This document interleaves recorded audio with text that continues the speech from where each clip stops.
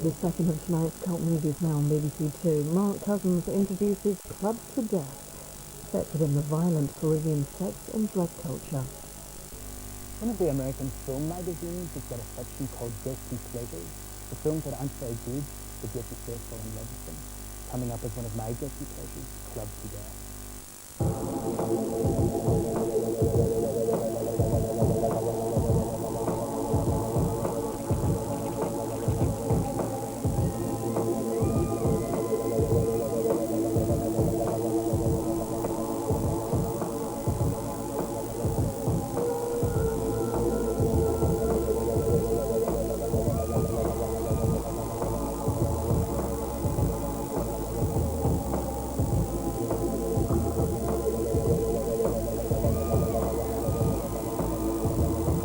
The film follows a girl played by Elodie Boucher who was in The Green Light of Angels.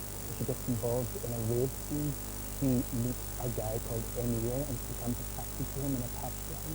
He in turn is going out to Beatrice Dow's character, who's a dancer at the club, and the film becomes a love triangle between the two of them.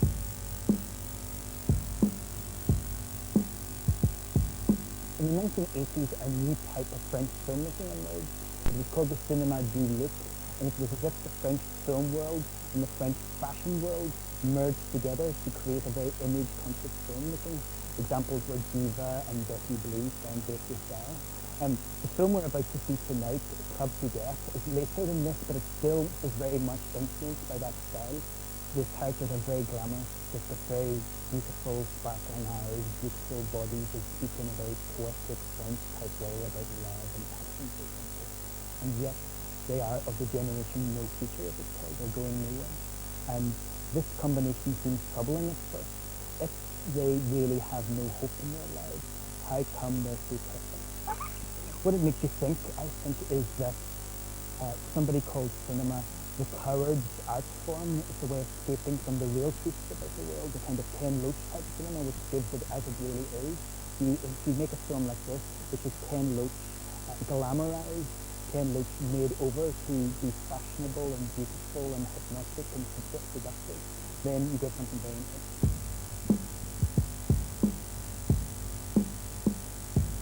This must be one of the most intensely designed films that we've seen in recent years.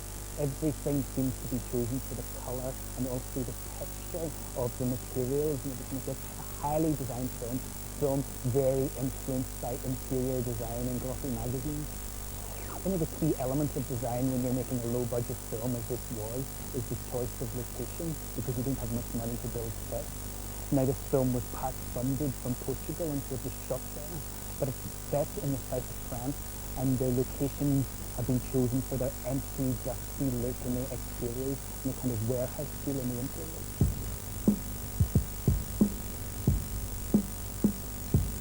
The film was directed by Yolande Zuiderman, a young director who's done only a few films before, and it's clear that she's interested in the soundtrack as much as the image track.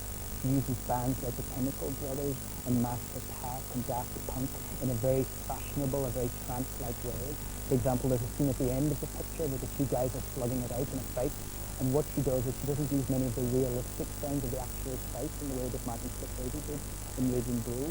Instead, she uses the music to give the whole feel of a kind of dreamlike sequence, a kind of trance within the fight, and this happens across the whole film.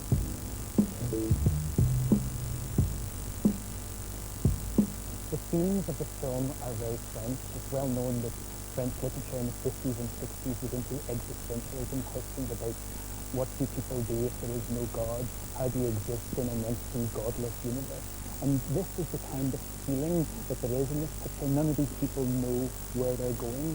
There's a kind of romantic pessimism, and it seems to be that the saving grace in this film is the fact that people can still fall in love, even if there's nothing really to hope for, even if there's nothing really to believe in, at least there's love, and that seems to be what film's about.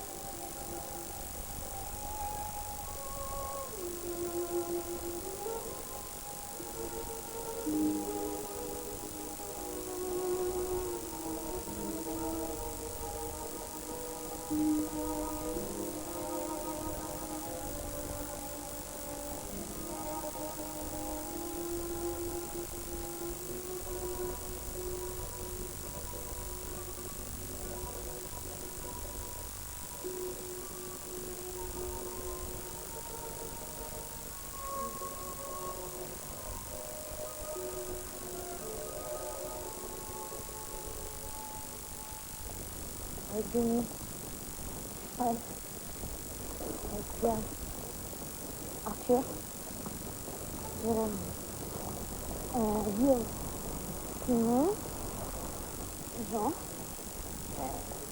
Pierre, Antoine, Bernard, Édouard, Lucio, Aude, Fred. Voilà. Avec Joseph. Bertrand. Karine.